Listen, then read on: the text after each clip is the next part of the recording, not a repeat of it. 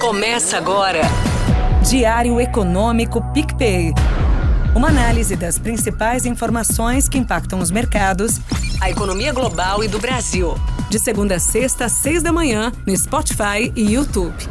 Fala pessoal, bom dia. Meu nome é Igor Cadillac, economista aqui do PicPay, e sejam bem-vindos ao seu Diário Econômico. Hoje é quinta-feira, dia 31 de outubro de 2024. Enquanto aguardamos uma definição sobre o pacote de corte de gastos, o clima de apreensão continua. Mas ontem, o governo tentou acalmar os ânimos. Após a disparada do dólar continuar no início do dia, diversos ministros se pronunciaram publicamente, reafirmando compromisso com os cortes de despesas e a manutenção do arcabouço fiscal. Fernando Haddad e Rui Costa enfatizaram que as despesas, inclusive as vinculadas, precisam se adequar às novas regras fiscais, reforçando a necessidade de ajustes. Já Simone Tebet pontuou que a pressa não está em aprovar os cortes, mas em estruturar medidas sólidas, planejadas para serem entregues até 2026. Segundo ela, Lula já tem noção dos valores e dos setores onde ocorrerão os cortes, mas a maior parte do pacote deve ser apresentada em novembro, com cuidado para não afetar os direitos adquiridos. No fim do dia, essa convergência entre Fazenda, Casa Civil e Planejamento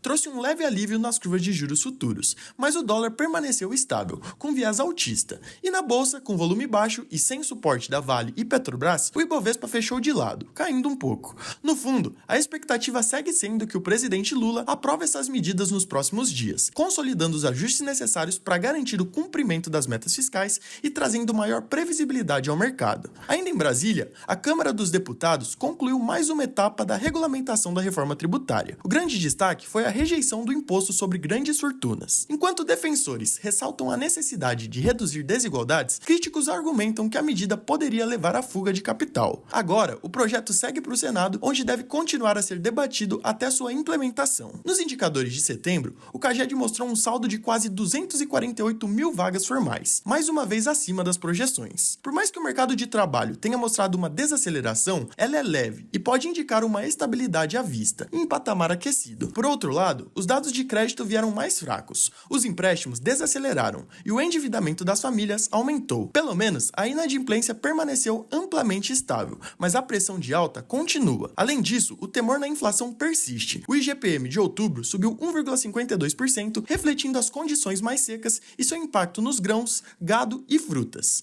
Agora, é torcer para que, com o retorno das chuvas, essa tendência reverta. Nos Estados Unidos, o relatório ADP mostrou 233 mil vagas de emprego no setor privado em outubro, número bem mais forte que o teto das estimativas e com revisão para cima no mês anterior. E aí, mesmo com a primeira leitura do PIB do terceiro trimestre vindo ligeiramente mais fraca, em 2,8%, esses dados reforçaram a força da economia americana. Com o consumo das famílias fortes, a confiança dos consumidores atingiu o maior nível em 9 meses, e a expectativa de uma recessão caiu para o menor índice desde julho de 2022. E aí, não teve jeito. Em sessão volátil, os rendimentos dos treasuries voltaram a subir de forma disseminada. Já as bolsas acabaram fechando no campo negativo, no aguardo dos balanços. Para hoje, a agenda é bem importante. O grande destaque é o deflator do consumo de setembro, indicador preferido do Fed para monitorar a inflação. A expectativa é de uma leve alta mensal, mas uma desaceleração no acumulado anual, tanto para o índice cheio quanto para o núcleo. O principal deve cair para 2,1%, cada vez mais próximo da meta. Já no núcleo, o processo de convergência é mais lento, devendo ficar em 2,6%. No Brasil, conheceremos a PNAD de setembro. Depois de mostrar o menor desemprego de toda a história, a taxa deve continuar caindo na série original, e essa é a tendência até o final do ano. Projetamos um desemprego de 6,5%. Por outro lado, fazendo os ajustes sazonais, devemos ver uma leve alta, ainda em 6,6%.